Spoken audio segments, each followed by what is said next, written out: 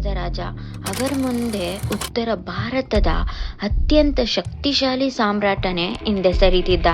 ಇಷ್ಟೆಲ್ಲ ಸಾಧನೆ ಮಾಡಿದ ಈ ರಾಜನ ಬಗ್ಗೆ ನಾವ್ಯಾಕೆ ತುಂಬ ಕಡಿಮೆ ಕೇಳಿದ್ದೀವಿ?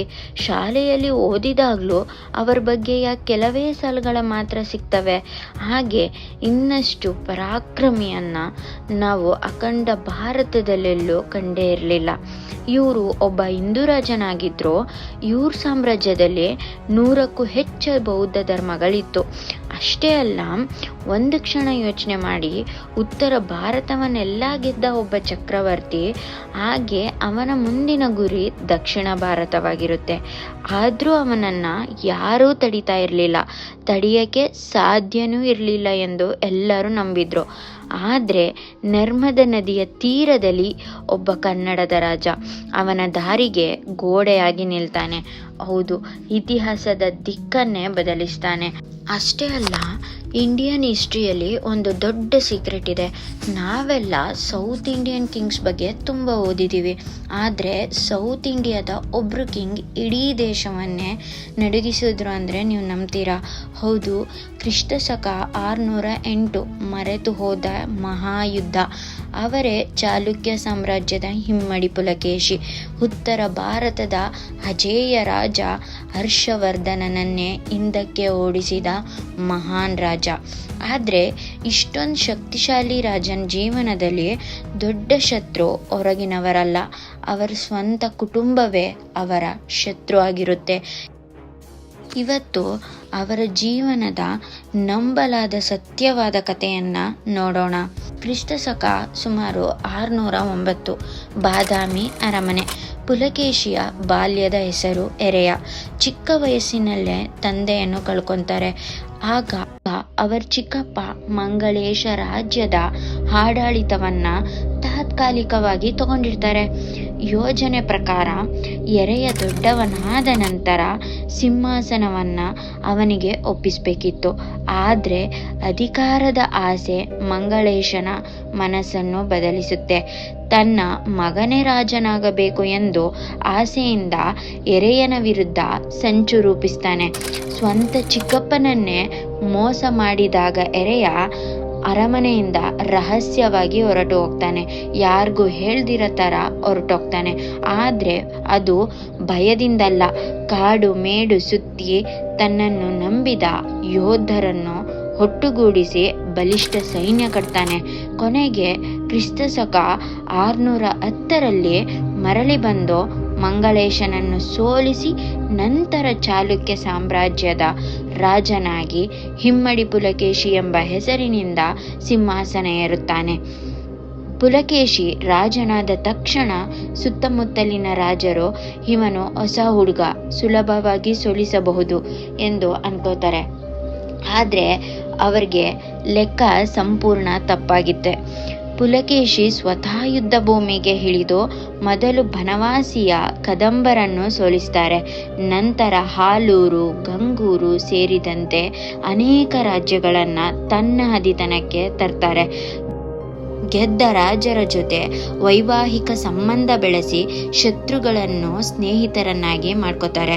ಯುದ್ಧದಲ್ಲಿ ಗೆಲ್ಲುವುದಷ್ಟೇ ಅಲ್ಲ, ರಾಜಕೀಯದಲ್ಲೂ ಅದ್ಭುತ ಬುದ್ಧಿವಂತಿಕೆಯನ್ನು ತೋರಿಸ್ತಾರೆ. ಅವರ ಬಳಿ ಬಲಿಷ್ಠ ನೌಕಾಪಡೆಯೂ ಇರುತ್ತೆ. ಸಮುದ್ರದ ಮೂಲಕ ಇಂದಿನ ಮುಂಬೈ ಸಮೀಪದ ದ್ವೀಪಗಳನ್ನು ವಶಪಡಿಸಿಕೊಂಡಿರ್ತಾರೆ. ಕೆಲವೇ ವರ್ಷಗಳಲ್ಲಿ ನರ್ಮದಾ ನದಿಯಿಂದ ಕಾವೇರಿ ನದಿವರೆಗೆ ಅವರ ಸಾಮ್ರಾಜ್ಯ ವಿಸ್ತರಿಸುತ್ತೆ. ಅದಕ್ಕಾಗಿಯೇ ಅವರಿಗೆ ದಕ್ಷಿಣ ಪಥೇಶ್ವರ ಎಂಬ ಬಿರುದು ದೊರೆಯುತ್ತೆ. ಇದಾದ ಬಳಿಕ ಭಾರತೀಯ ಇತಿಹಾಸದ ಅತ್ಯಂತ ರೋಚಕ ಅಧ್ಯಾಯ ಆರಂಭವಾಗುತ್ತೆ. ಉತ್ತರ ಭಾರತದಲ್ಲಿ ಹರ್ಷವರ್ಧನ ಎಂಬ ಮಹಾನ್ ಚಕ್ರವರ್ತಿ ಇದ್ದ. ಜೀವನದಲ್ಲಿ ಒಂದೇ ಒಂದು ಯುದ್ಧವನ್ನು ಸೋತಿರಲಿಲ್ಲ. ಇಡೀ ಉತ್ತರ ಭಾರತವನ್ನು ತನ್ನ ವಶಕ್ಕೆ ತೆಗೆದುಕೊಂಡಿದ್ದ. ಅವನ ಮುಂದಿನ ಗುರಿ ದಕ್ಷಿಣ ಭಾರತ. ಆದರೆ ಅವನ ದಾರಿಯಲ್ಲಿ ಅಡ್ಡವಾಗಿ ನಿಂತಿದ್ದ ಒಬ್ಬನೇ ರಾಜ, ಇಮ್ಮಡಿ ಪುಲಕೇಶಿ. ಸುಮಾರು ಕ್ರಿಸ್ತಶಕ 618ರಲ್ಲಿ ನರ್ಮದಾ ನದಿಯ ದಡದಲ್ಲಿ ಇಬ್ಬರು ಸೇನೆಗಳ ಮುಖಾಮುಖಿಯಾಗುತ್ತೆ. ಹರ್ಷವರ್ಧನನ ಬಳಿ ಸಾವಿರಾರು ಯುದ್ಧ ಆನೆಗಳಿದ್ವು. ಆದರೆ ಪುಲಕೇಶಿಯ ಬುದ್ಧಿವಂತಿಕೆ ಅದಕ್ಕಿಂತ ದೊಡ್ಡ ಶಕ್ತಿಯಾಗಿತ್ತು.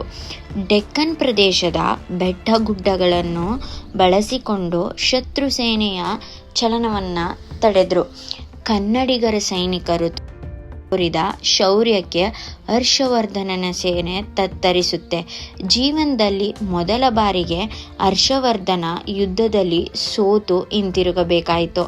ಆದರೆ ಆ ಯುದ್ಧದ ನಂತರ ನರ್ಮದಾ ನದಿ ಉತ್ತರ ಮತ್ತು ದಕ್ಷಿಣ ಸಾಮ್ರಾಜ್ಯಗಳ ಶಾಶ್ವತ ಗಡಿಯಾಯಿತು.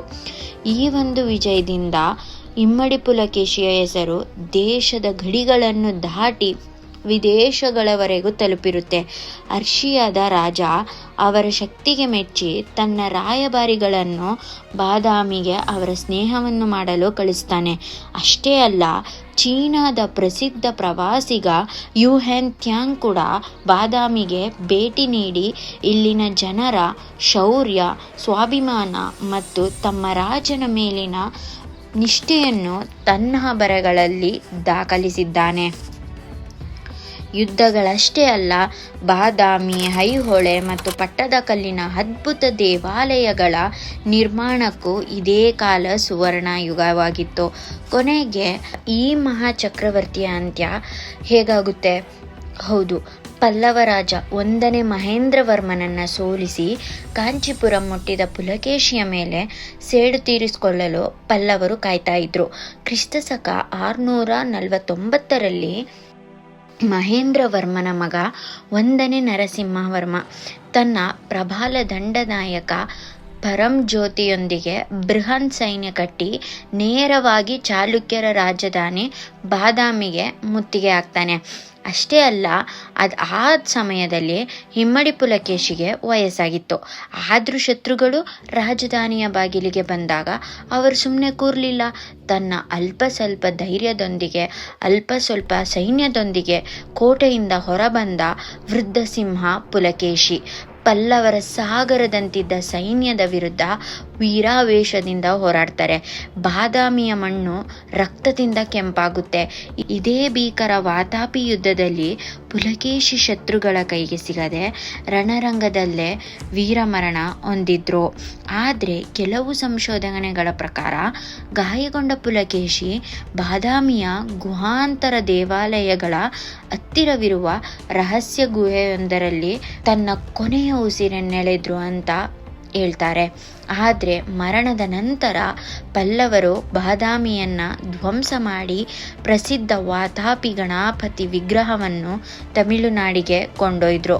ನರಸಿಂಹವರ್ಮ ತನಗೆ ವಾತಾಪಿಗೊಂಡ ಎಂಬ ಬಿರುದನ್ನು ಇಟ್ಕೋತಾನೆ. ರಣರಂಗದಲ್ಲಿ ಸೋತ್ರೂ ಕನ್ನಡ ನಾಡಿನ ಕೀರ್ತಿಯನ್ನು ಇಡೀ ಭಾರತಕ್ಕೆ ಪಸರಿಸಿದ ಇಮ್ಮಡಿ ಪುಲಕೇಶಿ ಇಂದಿಗೂ ನಮ್ಮ ಹೃದಯದಲ್ಲಿ ಅಮರ. ಕನ್ನಡದ ಈ ಹೆಮ್ಮೆಯ ಇತಿಹಾಸದ ಕತೆ ನಿಮಗೆ ಇಷ್ಟವಾಗಿದ್ದರೆ, ಹಾಗೆ ಈ ವಿಡಿಯೋ ನಿಮಗೆ ಇಷ್ಟವಾಗಿದ್ದರೆ ಮತ್ತು ಮುಂದಿನ ವಿಡಿಯೋ ನಿಮಗೆ ಬೇಕು ಅಂದರೆ ನಮ್ಮ ಮಾರ್ಗದಲ್ಲಿ ಜೊತೆಯಾಗಿರಿ.